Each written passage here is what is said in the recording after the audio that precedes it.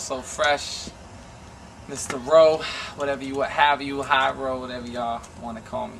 It's going to be a holK interview, Panics and Accent, and of course Ekin. Even though Panics can't be with us, we're going to be interviewing RoSoFresh. Alright, then we'll start with some basic beginning questions. Alright, like, when you first learned, like, hip-hop was like, you loved it, like, you loved listening to it. Whoa, man, I have to say, when I got into high school. When I got into high school, my freshman year, I remember listening to Cannabis. That was one of my first tracks I listened to. The diss Cannabis did to LL.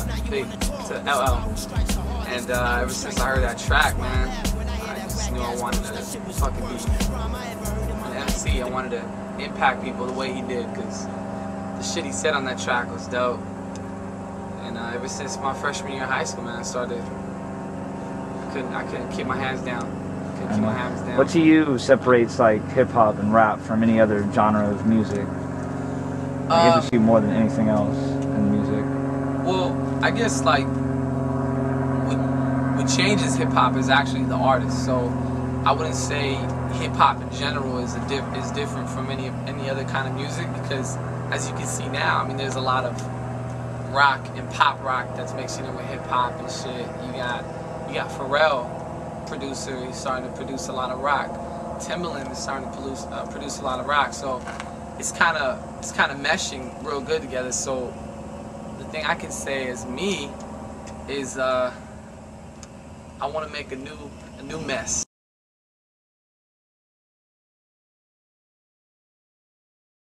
Right, man, what would I say artists from back in the day like KRS and Nas and De La and all those cats, what would they say about hip-hop now?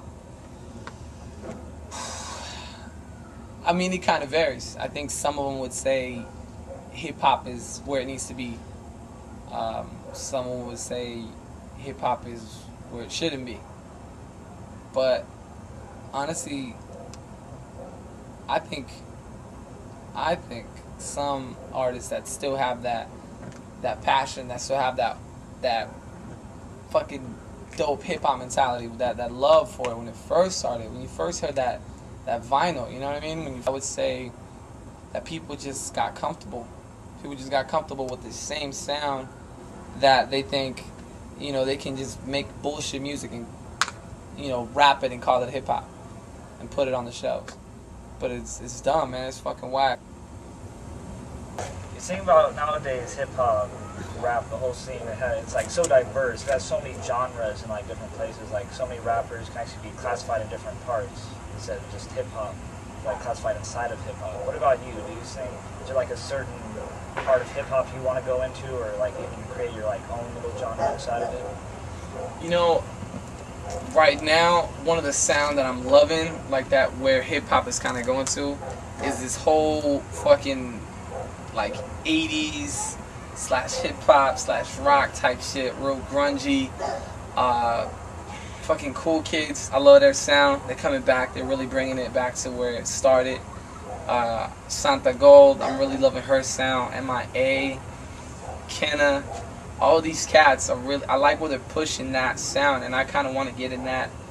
I want to break into that mold right there, but break out that barrier where it's in Spanish. I want to do Spanish and English kind of thing, where it's in that same type of vibe, but flipping the languages and just making it something crazy to where the people just fucking pull their hair back and just like, whoa, what's going on?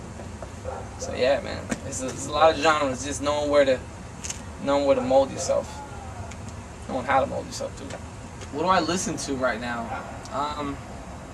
Believe it or not, before the hip hop sound, I was really into swing. I love the big band, Glenn Miller, Tommy Dorsey, Frank Sinatra. I'm a big fan of that shit. I love the jazz, Miles Davis, all those dope, you know, jazz players and big bands, swing bands. I was really into that sound because that's kind of where it falls back now. A lot of Dilla shit, a lot of samples are like that. They got that hard snare on it, the hi-hat. Who else I got? I got the Santa Gold again. I'm playing her right now. She's really dope. She's coming up. You're sexy, by the way. And I got some Kenna in my shit, some Lupe. Yeah, things like that. Yeah, I got some.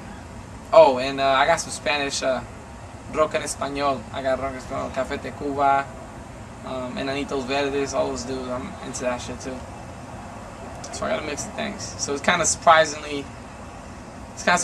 with the things I hear of the music that I make. I guess it's kind of weird how that happens, what inspires. They'll get big, right? Sometimes they'll like pretty much cut off all ties to where they've been from. They'll like get all big. They'll totally abandon it. And others stay like really connected to where they came from. So what about you? If you get it out there big, will you change it all? Will you still like represent where you came from? Nah, man. I think one thing I will do though that will be different is definitely get the fuck out of Dodge. I definitely move out. I move out to where I'm at. Get my parents a better place. But I would keep it. I would keep it to the fans. I would keep it to the people that blew me up, that believed in me, that actually kept me pushing, kept me moving, and keep in contact with people. Keep keep bases like a Merce. Merce did Pay Dues. He did a Pay Dues tour. Didn't charge shit. Did a show for free for all his fans that supported him and love him. Keep him going. I give that much props. I would do shit like that. I would definitely do things like that because I come from a humble family, and I mean they taught me to be very, very humble and very knowing where you come from. So I definitely keep that mentality in me. My mother's done a good job of embossing that in my mind. So, yep, no doubt. It's for you. It's for you.